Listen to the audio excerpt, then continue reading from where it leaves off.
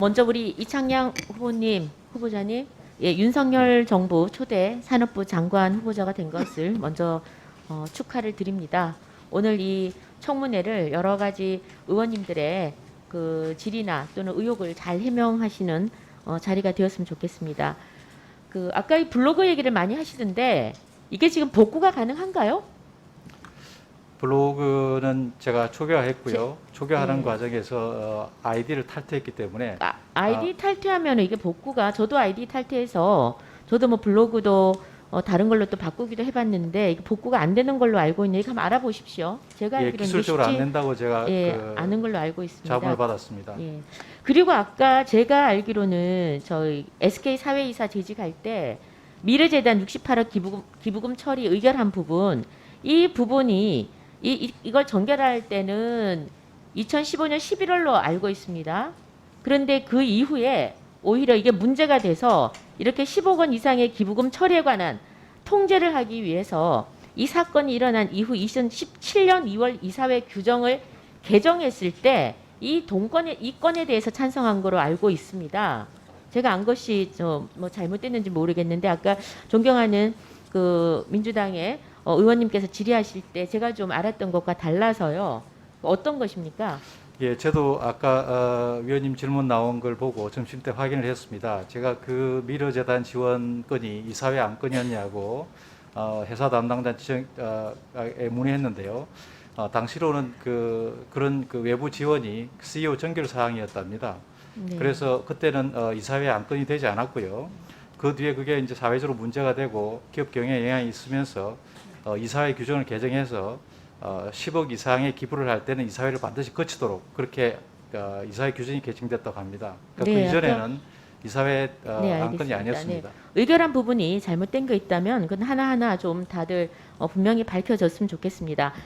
저는 이번 새 정부의 성공을 위해서는 지난 정부의 공과를 잘 성찰해야 된다고 생각을 합니다. 지난 문재인 정부의 잘된 것은 계승을 하고 잘못된 것은 궤도 수정을 해야 됩니다.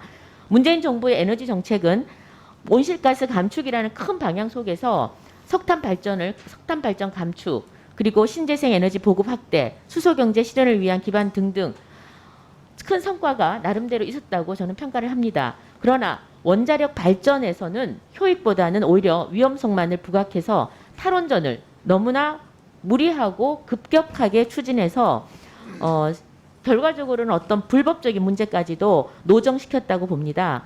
그래서 대한민국 세계에서 최고였던 우리 원전 산업이 위기를 맞았고 또 한전의 재무 상태가 또 악화되는 등 부작용이 발생해서 지금 에너지 정책의 전체적인 성과가 퇴색되는 측면이 있다고 봅니다. 후보자는 이번에 향후 문재인 정부에 이어서 윤석열 정부가 추진하려는 원자력 발전 이 산업 방향에 대해서 어떻게 지금 그림을 그리고 계십니까?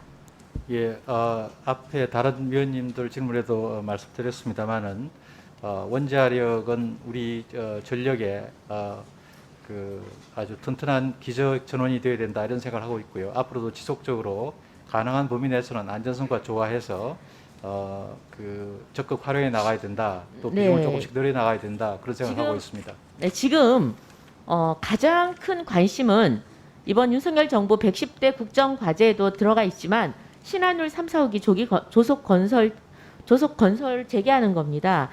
좀 전에 답하신 거는 뭐 절차와 안전을 고려하겠다 이러면서 굉장히 두루뭉술하게 답을 하셨는데요. 하지만 이 재개를 위해서는 에너지 기본 계획도 변경을 해야 되고 또 전력 수급 계획도 반영하고 인허가 등등 굉장히 그 많은 프로세스를 통과를 해야 됩니다. 그래서 2, 3년의 기간이 소요될 거로 예정되는데요. 이거 다 하다가는 언제 재개를 하겠습니까? 그래서 저는 좀 더 빠르게 조기 재개할 수 있는 방법은 없는지 그게 지금 좀 궁금한데요. 가능합니까?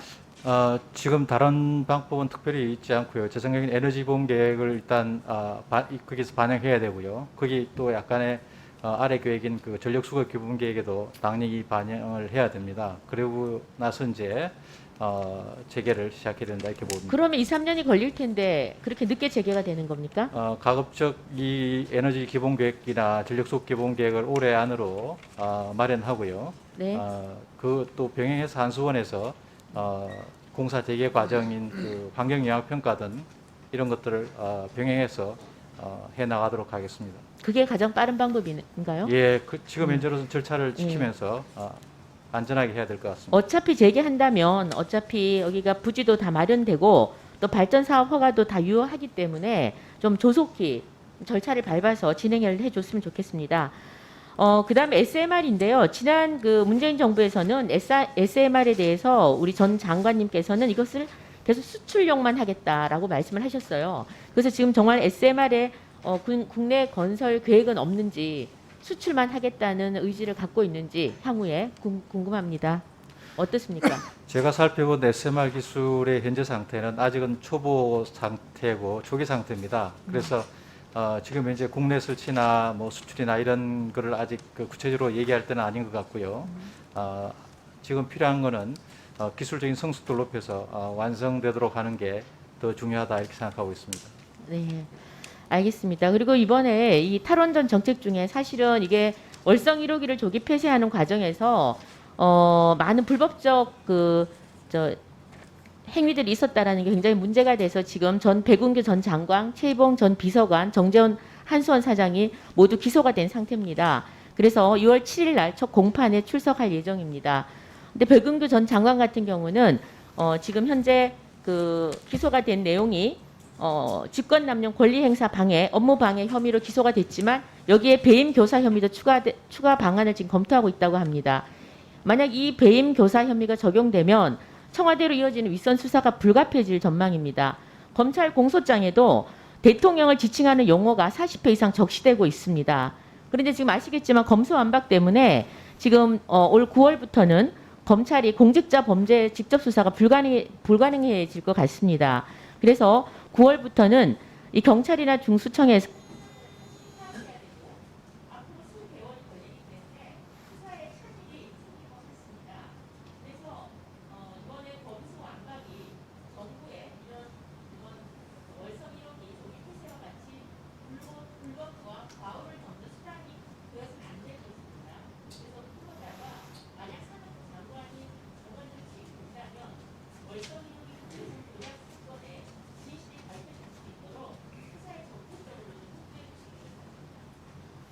예, 지금 말씀하신 그 사건은 지금 현재 수사가 재판이 진행 중이라서 제가 후보자로서 말씀드린 것은 적절하지 않고요.